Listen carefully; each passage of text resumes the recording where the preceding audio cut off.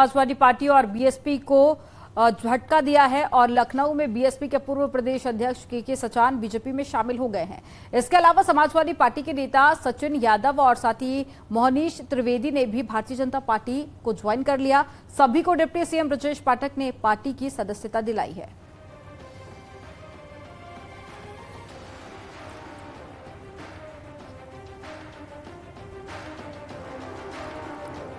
तो तस्वीरें आपको दिखा रहे हैं। देखिए, ये पार्टी ज्वाइन करते हुए तमाम अन्य पार्टी के नेता जो कि अब बीजेपी में शामिल हो चुके हैं और ऐसे में डिप्टी सीएम ने पार्टी में ज्वाइनिंग कराई और साथ ही सभी का भारतीय जनता पार्टी ने स्वागत किया।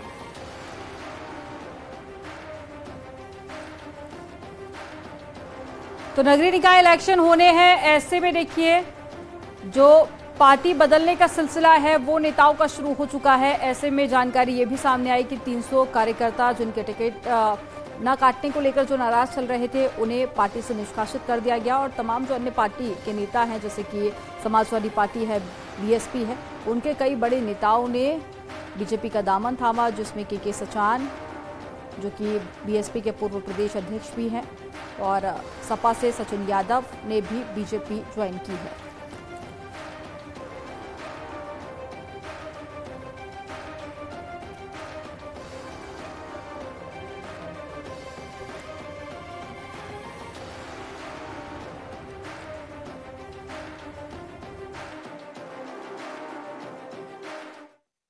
आप देखेंगे कई जगह उन्होंने अपने प्रत्याशियों को नॉमिनेशन करने के बाद विड्रा किया है और विड्रा ही नहीं किया है। सिंबल छपेगा बैलेट पेपर पर लेकिन वो समर्थन दूसरे को। पूरी तरह से दिग्भ्रमित, कंफ्यूज्ड हैं। उनके पास कोई दिशा, लाइन लेंथ नहीं है। सारी बाल उनकी पिच के बाहर जा रही है और सब बाल नो बाल।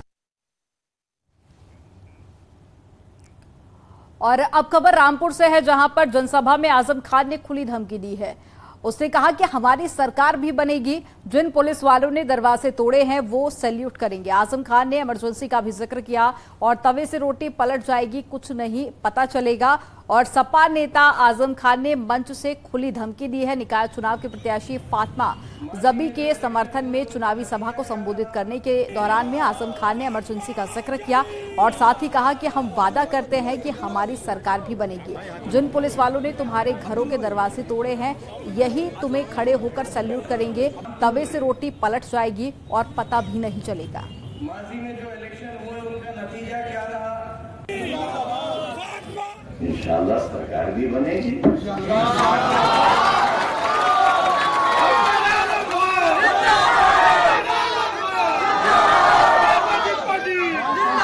1977 में जब इमरजेंसी खत्म हुई, 1975 में जब हम गिरफ्तार हुए, तुम्हारे तुमसे भी छोटी उम्र के थे और बनारस जेल में ये बात आम थी कि आप कभी नहीं छूटेंगे, हमेशा बंद रहेंगे और मार दिए जाएंगे। स्लो पॉइजनिंग तो शुरू हो गई थी, घी में जहर दिया जाता था, मार दिए जाएंगे। लेकिन 1.5 साल के अंदर ऐसा तख्ता पलटा कि पार्लियामेंट ने मिसेस इंदिरा गांधी की मेंबरशिप खारिज कर दी, पासपोर्ट जब्त कर लिया, हिंदुस्तान से वापस जाने का पाबंदी लगाई। तवे से रोटी पलट जाएगी, कुछ नहीं पता। नाले पार वालों, जिन पुलिस वालों ने तुम्हारे घरों के दरवाजे तोड़े हैं और जिन्होंने तुम्हारी ठोकरें मारी हैं, यही तुम्हें खड़े होकर इसी बूट से सैल्यूट किया है। अब इन्हें मालूम हो गया कि यहां तक नेता ज्यादती करा सकते हैं, अब इससे आगे की आने वाली सरकार कराएगी। समझते हो मेरा मतलब? नहीं समझ में आया? देखो ये इतनी लाइन खिंच गई। और डिप्टी सीएम ब्रजेश पाठक ने समाजवादी पार्टी पर निशाना साधते हुए कहा कि जनता समाजवादी पार्टी को नकार चुकी है। डिप्टी सीएम ब्रजेश पाठक ने न्यूज 18 संवाददाता मोहम्मद शबाब से बातचीत की। उन्होंने क्या कुछ कहा वो आपको सुनवाते हैं। आज से नगर निकाय चुनाव में समाजवादी पार्टी के राष्ट्रीय अध्यक्ष एक्टिव हैं। सर, आज से मेट्रो में सफर करेंगे, जनता से समर्थन मांगने जा रहे हैं। जनता ने समाजवादी पार्टी को बुरी तरह नकार दिया है और जनता इनकी असलियत जान चुकी है। शहरों में माताओं बहनों का निकलना दूभर था। गुंडई, अराजकता, दंगे, चेन लूटना, माताओं बहनों की इज्जत आबरू से खेलना, समाजवादी पार्टी हमेशा ऐसे लोगों को पुष्पित पल्लवित करती रही है और जनता इन्हें कभी माफ नहीं करेगी। रामपुर में आजम खान ने एक बार फिर कंट्रोवर्शियल बयान दिया। वो कह रहे हैं कि जो आज पुलिस वाले दरवाजा तोड़ रहे हैं, कल सलाम करेंगे, सरकार हमारी भी आएगी। केवल अखबार में आने के लिए कह रहे हैं, वो जानते हैं कभी सपाब नहीं आएगी। बात करने के लिए शुक्रिया। ब्रजेश पाठक जी हमारे साथ थे और वो साफ तौर से इस बात को कहते हैं कि निकाय चुनाव में अपोजिशन को जनता ने नकार दिया है और भारतीय जनता पार्टी अपने एक्टिव मोड में काम कर रही है। और प्रयागराज में बीजेपी के मेयर प्रत्याशी उमेश चंद्र गणेश केसरवानी ने चुनाव प्रचार तेज कर दिया।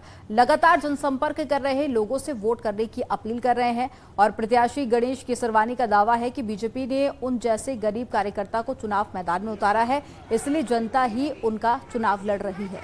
जिंदाबाद, जिंदाबाद, भारत माता की जय। मुझ जैसे छोटे से कार्यकर्ता को एक बहुत बड़ी जिम्मेदारी दे करके प्रयागराज की जनता के पास भेजा है और प्रयागराज की जनता ने इसका सहर्ष स्वागत किया है। पिछले 35 वर्षों से समाज के जीवन में निरंतर राजनीतिक और रचनात्मक कार्यक्रमों के माध्यम से बना रहा हूं। प्रयागराज की अनेक समस्याओं के समाधान के लिए संघर्ष किया हूं। पार्षद के रूप में भी जनता की सेवा करने का एक अवसर मुझे प्राप्त हुआ था।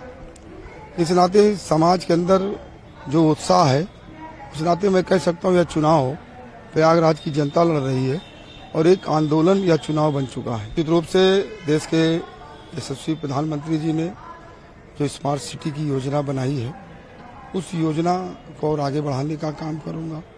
प्रयागराज पूरी दुनिया के लिए एक आध्यात्मिक चेतना का केंद्र है। उसके महत्व के आधार पर प्रयागराज के विकास की योजना की जाएगी। और तलाक को लेकर सुप्रीम कोर्ट ने